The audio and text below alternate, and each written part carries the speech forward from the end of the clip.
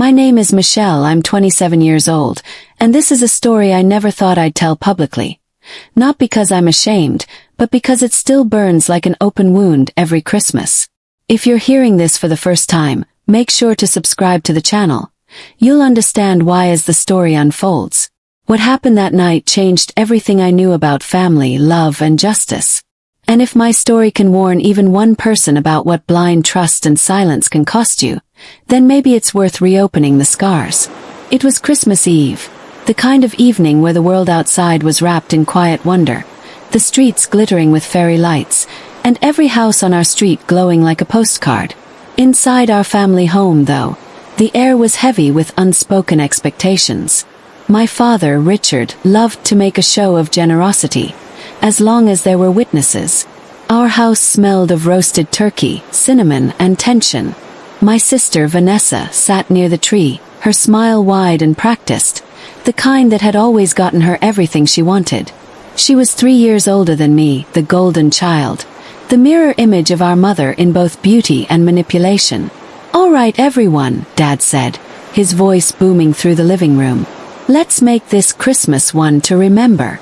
He always said that, every year. And every year, one to remember, meant another reminder of how far I fell from his expectations. Vanessa opened her gift first. A sleek, white box with a red ribbon. When she tore through the wrapping paper, she gasped dramatically, almost too perfectly. Inside was a Tesla key fob.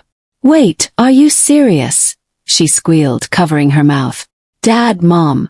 Oh my God, you didn't." Dad laughed, puffing his chest. "Of course we did. You've earned it, sweetheart. You've been so responsible lately." Responsible. That was the word he used for Vanessa's impulsive spending sprees and half-finished projects. Everyone clapped. Mom dabbed at her eyes like she was watching some grand emotional moment. And I sat there, trying to force a smile, pretending the sting behind my ribs wasn't real. Then it was my turn. Dad passed me a small, oddly light package wrapped in old, slightly wrinkled paper. For a split second, I told myself it wasn't the size that mattered. Maybe it was symbolic, a key to something else, something thoughtful. I peeled it open slowly. Inside was a pink piggy bank. Plastic. The kind you'd give a child. And an envelope. I opened it and pulled out $11. A 10 and a 1. Dad grinned, lifting his glass. "That's our contribution to your future home," he said, chuckling like it was the funniest joke of the night. Everyone laughed. Everyone but me. It wasn't the money. It wasn't even the joke. It was the message. Loud, sharp, and deliberate. They'd spent years reminding me that I was the dreamer, the one who never settled down, who still hadn't found her path. But this was something new. Cruelty wrapped in festivity. I forced a laugh, even as my throat burned. "Wow. Piggy bank and $11. Guess I'll start house hunting." Dad nodded, missing the venom in my voice. "That's the spirit." The moment passed. The laughter died down. Vanessa took selfies with her new Tesla key. Mom poured more wine, and I sat there. Small, invisible, forgotten.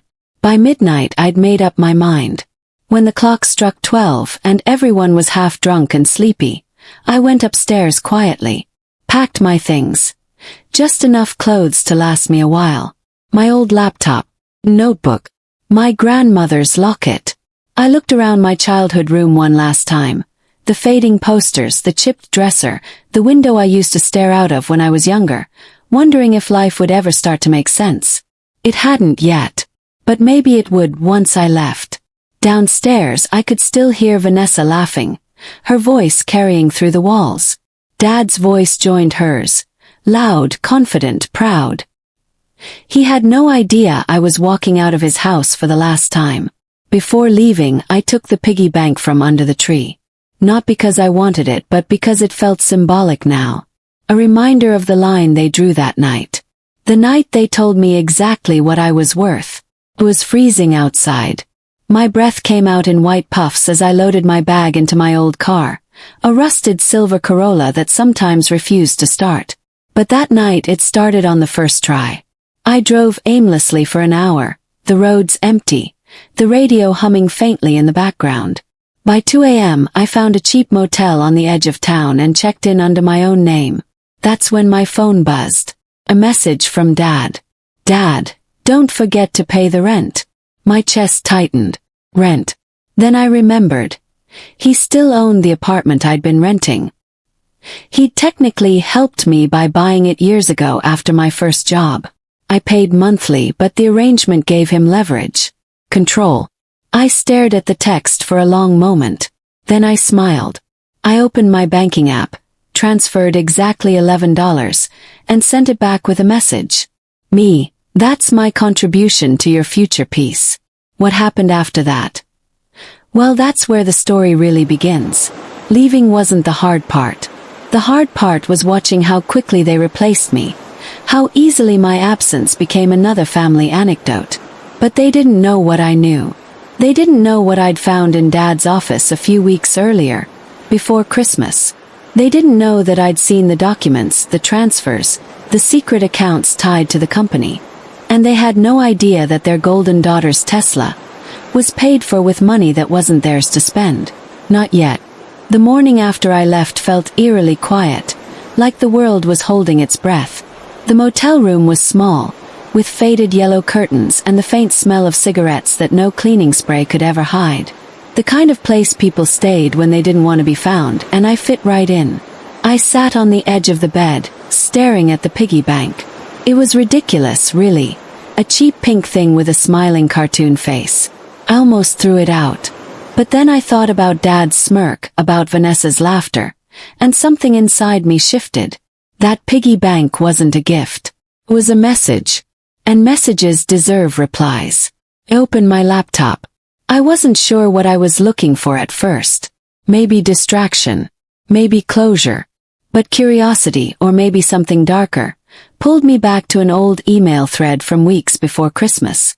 It was from Mason, the accountant who worked for my father's company. We'd met at a charity event earlier that year. He'd seemed quiet, sincere, maybe even a little nervous around me. We'd exchanged a few polite messages about a freelance project I was helping him with. Something minor, just designing reports for the company's annual gala. But one message stood out now. One I hadn't paid attention to back then. From Mason W. Subject.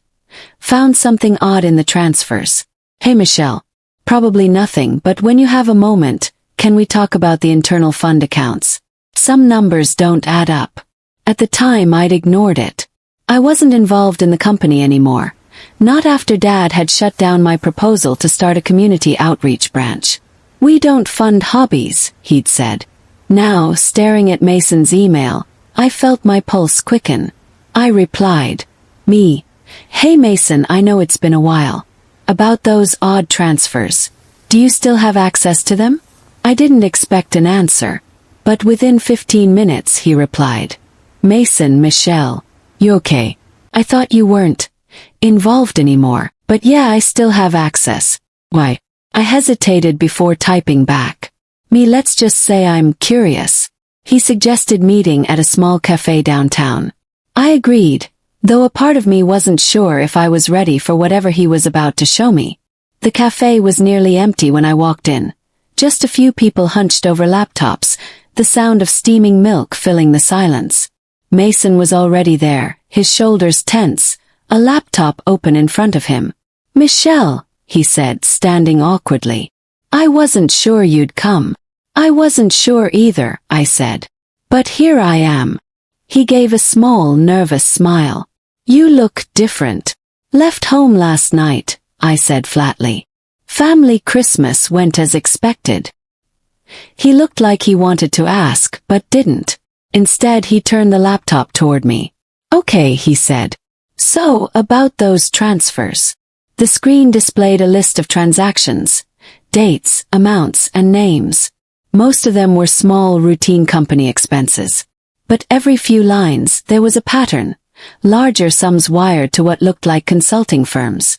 Except the same names kept reappearing, with slightly different spellings each time. See this one, he pointed. Vanessa Creative Group. And this one, Vanessa Creatives LLC. Same address. different tax ID. I frowned. She doesn't own a company. She can barely manage her social media. Exactly, Mason said. That's what caught my attention. So I dug deeper. These accounts, they're shells. Registered under fake entities. But the withdrawals, they lead to your dad's personal accounts. And, he hesitated, to your mom's charity foundation. I stared at the screen, my stomach twisting. He clicked another tab. It gets worse. Someone's been transferring funds from the employee pension account. Small amounts at a time. But over 2 years, it's over $800,000. I leaned back, feeling the air leave my lungs. You're saying my father's stealing from his own employees? He nodded. And covering it up with fake vendors. I don't know who else knows, but the audit next quarter might expose everything. Cafe noise faded. My heart pounded so loud it drowned out the espresso machine. And then, like a puzzle piece falling into place, I remembered something from that Christmas night. Dad whispering to Vanessa, "Don't worry, it's all settled now. No one's going to question it." Tesla. The fake companies. The fake charity. It wasn't just favoritism. It was a front. Mason closed the laptop slowly. "I shouldn't have shown you this," he said quietly. "If he finds out, he could ruin me." "He already ruined enough people," I said, my voice trembling. "Including me." He watched me for a long moment. "What are you going to do?" I didn't have an answer. Not yet. But I knew one thing. If I walked away now, he'd keep doing it. And Vanessa. She'd keep smiling in her new Tesla, pretending innocence while the people my father exploited worked through holidays to cover his greed. That night, back in the motel, I couldn't sleep. I kept replaying Mason's words. I kept seeing Dad's grin, hearing that same patronizing laugh echo in my head. And then, around 3 a.m., I opened my laptop again. New email. From Mason. "Mason. Just in case something happens, I've sent you a copy of the records. Encrypt them. Don't trust anyone." Attached was a zip file. I downloaded it and stored it under an encrypted folder I named Future Home. Felt poetic. Over the next week, I watched from a distance as the family carried on like nothing had happened. Vanessa posted pictures of her Tesla with captions like, "Dreams do come true." And Mom shared posts about the charity foundation's upcoming gala. Dad even called me once. I didn't pick up. But then one morning he left a voicemail. "Michelle, I hope you've had time to cool off. It's Christmas, for God's sake. Don't make this into a thing. You always take things too seriously. Come home when you're ready." That was it. Tone. Arrogance. The casual dismissal. That was the moment I decided, really decided, to make them feel what I felt. To make them understand what it's like to lose something that can't be bought back. Revenge doesn't arrive as a lightning bolt. It starts as a flicker, small, harmless, then grows with every memory, every slight, every sleepless night replaying the same humiliating scene. That's what happened to me. By the second week after Christmas, the anger that had burned hot and chaotic inside me turned cold, controlled. The kind that doesn't shout. The kind that plans. I was still living in the motel. Small room, unreliable heating, and the constant hum of the vending machine outside my door. But every night I worked. I went through Mason's files page by page. Bank transfers, shell accounts, invoices with forged signatures. At first it felt impossible, too big for one person to untangle. But I'd learned to notice details. My father had trained me for that, ironically. Years of watching him scrutinize people, reading the room, picking apart weaknesses. He always said, "If you control the information, you control the story." I'd repeated that line so many times growing up that I almost believed it was wisdom. Now I understood it was confession. So I decided to take control of the story. His story. The first thing I did was find proof of intent, something that showed my father wasn't just careless but calculated. And there it was, buried in one of Mason's spreadsheets.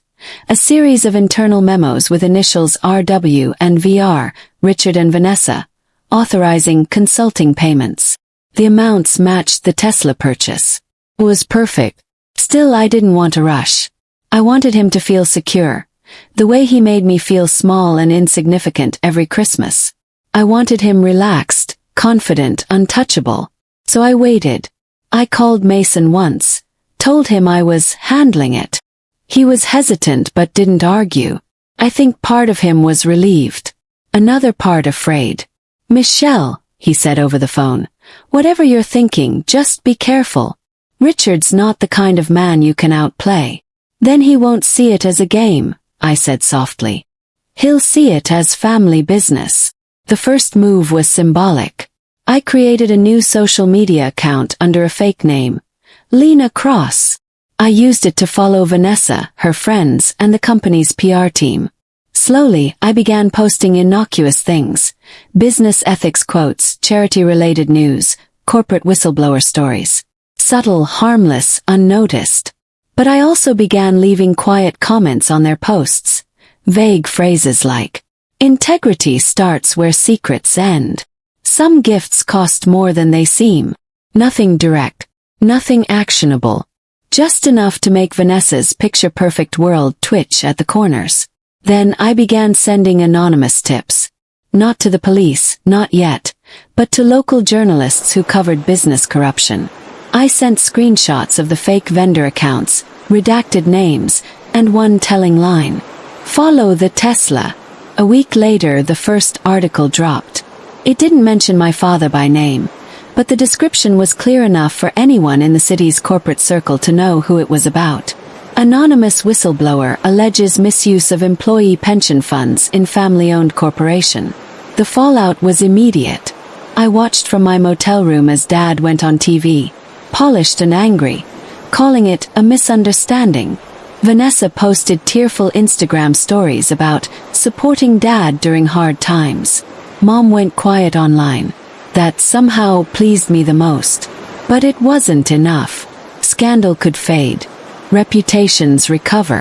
What I wanted was consequence, so I went for the heart, the family's image. I printed physical copies of the documents, stuffed them in plain brown envelopes, and mailed them to every major board member, investor, and business partner my father had bragged about during dinners. I even sent one to his favorite golf club, the one he used to take politicians to. Each envelope had the same note, typed on plain white paper. "This is your contribution to his future home." I couldn't resist the phrasing. Within days, calls began flooding in. The company's PR department was overwhelmed. Investors pulled funding. The audit was moved up by 3 months. And still, my father didn't suspect me. He thought it was Mason. I knew because one night, Mason called me in a panic. "Michelle, he's going to fire me," he said. "He thinks I leaked it." "I swear I didn't tell anyone." "I know you didn't," I said quietly. "Then who?" "It doesn't matter," I interrupted. "Listen to me. Quit before he can fire you. You'll get severance that way. Trust me." He hesitated. "You sound different." "I am," I said. "Good luck, Mason." By the end of February, Dad's company was under investigation. His smile at public events had vanished. Vanessa had gone private on social media. Mom was trying to plan a family meeting to fix things quietly. They wanted me there. She called one evening. I almost didn't answer, but curiosity won. "Michelle," she said, her tone syrupy, "I think it's time you came home." I laughed softly. "Home? You mean the place I walked out of because you all thought it was funny to give me a piggy bank for Christmas?" "Sweetheart, it was just a joke," she said. "Your father's been very stressed. People are saying terrible things. We need to present a united front." That line, united front, nearly made me choke. "You mean you need a scapegoat who looks trustworthy?" I said. She sighed. "Don't make this harder than it has to be, Michelle." That sentence, that tone, snapped something final in me. "Harder," said. "You haven't seen hard yet." Hung up. After that call, I knew it was time to end it. Properly. The final move had to hurt. Not physically, not even financially, but emotionally. It had to dismantle the illusion they lived by. And for that, I'd need one more thing. Mason. He was the only person who could legally testify that the data was real. So I met him again, this time at a park instead of a cafe. He looked tired, anxious, older than before. "You were right," he said. "He's trying to pin this on me. I had to leave the firm." "I'm sorry," I said, though my tone was detached. "But it's not over yet. I need your help one last time." He frowned. "What are you planning?" "Something that feels like justice." He hesitated. "Michelle, you're scaring me a little." "Good," I said. "That means it's working." I didn't sleep for 2 days. I wrote statements, organized files, traced every wire transfer, every date, every fake company. Then I compiled everything into one clean, chronological report, a masterpiece of proof and motive. And I sent it, not to the press, not to the family, but to the Federal Financial Crimes Division. Under my real name. I attached one final note. "My father taught me to always save for the future. Consider this my deposit." Then I turned off my phone and waited. It took exactly 12 days for the story to break nationally. Business tycoon Richard Whitmore under federal investigation for fraud, embezzlement. Vanessa's face appeared beside his in the photos, since her name was tied to the fake companies. The same media outlets that once praised them now tore them apart. Mom's charity foundation was frozen pending review. The house, the family house, was seized as part of the asset audit. And me. I sat in a small apartment I just rented under my own name, watching the news. Felt calm. Not happy. Not triumphant. Just quiet. Because revenge isn't about the moment they fall. It's about the silence that follows. When the noise finally stops, and you realize you've become something you never planned to be. Someone who stopped waiting to be seen. The night the news broke, the city felt colder than it had in months. I sat on my couch with a mug of instant coffee that had gone lukewarm, watching my father's face flicker across every channel. He looked smaller somehow, older, the skin around his eyes sagging under studio lights. The proud, booming man who once commanded rooms now fumbled through a statement, insisting that the allegations were an unfortunate misunderstanding. Behind him, Vanessa tried to look supportive, but her expression betrayed panic. I should have felt victorious. Instead, all I felt was the stillness after a scream. The next morning I woke to nearly 20 missed calls. Unknown numbers. One from Mason. His voicemail was short. "It's out, Michelle. They know it was you. Be careful." For a long time I just sat there, staring at my reflection in the dark screen of my laptop.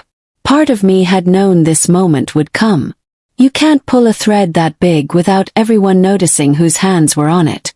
By noon, a black SUV parked across the street. 2 men in suits knocked on my door. Agents, polite but clinical. "Ms. Whitmore?" one asked. "We just have a few questions." They weren't there to arrest me. They wanted verification, documents, my statement. They treated me like a whistleblower, not a suspect. Still, my heart hammered through the entire interview. When they left, one of them paused at the door. "You did the right thing," he said quietly. "Even when it costs you." It was supposed to sound comforting. Instead, it felt like a warning. For weeks, the investigation consumed the family name. Dad was indicted. Vanessa's accounts were frozen. Mom's charity was under audit. Every headline, every news clip, every online thread carried our last name like a curse. At work, people whispered. At grocery stores, strangers stared. Even my friends, the few I'd kept, texted awkwardly, unsure what to say. I told them I was fine. I wasn't. Because revenge, I discovered, doesn't end with the explosion. Keeps echoing. One evening about a month later there was a knock at my door. I opened it and froze. Vanessa. Her hair was unkempt, her eyes red. She looked nothing like the girl who used to post designer selfies and drive a new Tesla through our neighborhood. "Can I come in?" she asked. Her voice was small. I hesitated, then stepped aside. She stood in the middle of my tiny living room, looking around like she couldn't believe where I lived. Then she turned to me. "Why?" she whispered. I didn't answer. You destroyed him, she said. You destroyed all of us. I laughed softly. He did that himself. No, she said sharply. You wanted this. You waited for it. You could have come to us. You could have warned me. I met her eyes. You laughed at me, Vanessa. That night. You knew what he was doing, didn't you? She flinched. Silence. Then tears spilled over. I didn't know how deep it went. Dad said it was temporary. He said he'd fix it before anyone found out. I stared at her for a long moment. In another life, maybe I'd have believed her. I didn't have to find out, I said finally. He made sure of that when he gave me a piggy bank and $11. Her jaw trembled. You think that justifies this? No, I said. But it explains it. She wiped her face with the back of her hand. He's going to prison, Michelle. Mom's selling the house. Everything's gone. I felt a sting in my chest. Guilt, maybe. Or the ghost of it. But I didn't apologize. Before she left, she said one last thing. He still talks about you. Even now.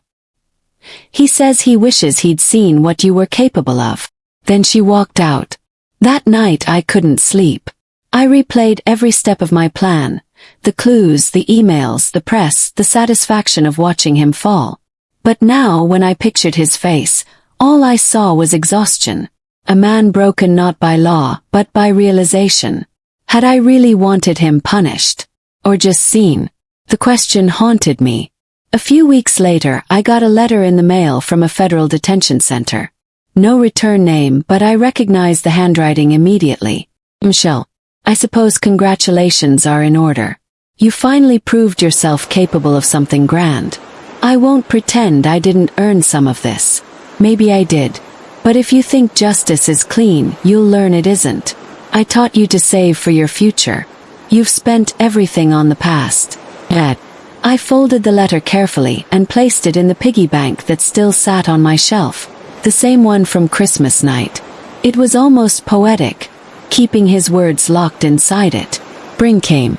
The investigation closed with multiple convictions. The company was dismantled, the assets sold. Employees got restitution, Mason got immunity, and the Whitmore name became a warning whispered in boardrooms. People occasionally reached out to call me brave, a whistleblower, a survivor, but none of those words felt right. Sometimes late at night, I'd sit by the window of my small apartment and think about that Christmas Eve. The lights, laughter, the moment I decided to walk away. If I'd stayed, if I'd swallowed my pride one more time, none of this would have happened. Maybe that was the point. Maybe every family has a breaking point hidden beneath the wrapping paper. I didn't visit Dad in prison. I didn't go to Mom's new apartment. I didn't answer Vanessa's calls anymore. But one evening, as the sun set behind the city skyline, I took a deep breath, opened the piggy bank, and poured the contents onto the table. $11. Letter. And silence. I picked up the $10 bill, folded it neatly, and tucked it into my wallet. A reminder, not of them but of me. Of the night I stopped asking for love that came with conditions. I walked to the window and whispered to no one in particular. This is my contribution to my future home. Outside, somewhere in the distance, fireworks cracked against the darkening sky. Another holiday, another reminder of how time keeps moving, even after everything burns down. The investigation ended in early autumn, almost 9 months after that Christmas.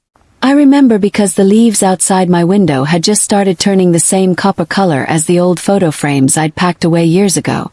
Life had fallen into a strange kind of stillness. No more reporters. No more letters. Just the hum of my fridge, the scratch of pen against notebook, and the steady rhythm of a world that had decided to forget the Whitmores. For the first time in my life, the silence didn't scare me. I found work with a non-profit that helped employees recover stolen pensions. A bitter sort of symmetry. They didn't know my last name at first. I used my middle one, Michelle Grace. At the office, we worked long hours in cramped rooms filled with cheap coffee and tired people. But there was purpose in the fatigue. When I watched an older woman sign the papers that restored her savings, she squeezed my hand and said, "You have no idea what this means." She was wrong. I did. That night I walked home under the orange streetlights, feeling something small and unfamiliar. Peace, maybe, or the start of it. Vanessa called once in November. Her number flashed on the screen while I was cooking pasta. For a moment I just stood there, wooden spoon in hand, listening to the phone buzz. Then I answered. "Hey," she said, hesitant. "I'm teaching now. High school business studies. Can you believe it?" I smiled faintly. "Actually, I can." There was a long pause. "I just wanted to say I'm sorry," she said. "For everything. You were right. We all let him get away with too much."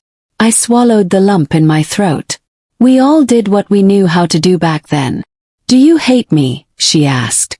I thought about the years of competition, the laughter at my expense, the Tesla keys glittering under the tree. Then I thought about the girl who had driven to my apartment with red eyes and shaking hands. "No," I said finally. "I don't." She exhaled, shaky but relieved. "Maybe we can meet for coffee sometime." "Maybe," I said. "Let's see." And for once I meant it. A week before Christmas, I drove back to my old neighborhood. The family house was gone, sold, repainted, and renamed by whoever bought it. But the tree out front was still there, tall and patient, branches heavy with winter frost. I parked across the street and sat quietly for a while, engine off, watching lights flicker through the new windows. Laughter drifted faintly through the cold air, not ours but someone's. And that felt right. Families move on. Houses forget. That's how life repairs itself. Before I left, I reached into my coat pocket and pulled out something small, the pink piggy bank. Cracked a little now, faded around the edges. I'd kept it all this time, not as a trophy but as proof. That the past existed, that I survived it, that sometimes the things that break us also teach us how to build better. I set it gently beneath the tree, near the roots, half buried in the snow. "Keep it," I whispered. "I don't need it anymore."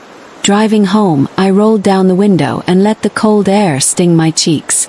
The radio played Christmas music again. Cheerful, oblivious, the same kind that used to make my stomach twist. This time it just sounded like a song. I laughed quietly. For the first time in years, it wasn't bitter. Because revenge had given me justice, but forgiveness, even the small, imperfect kind, was giving me freedom. And somewhere deep down, I knew that was the real ending. Not the downfall. Not the scandal. But this quiet moment, on an empty road, with nothing left to prove. I was 27 years old. And for the first time since that night under the Christmas lights, I was finally going home. Not to a place, but to myself.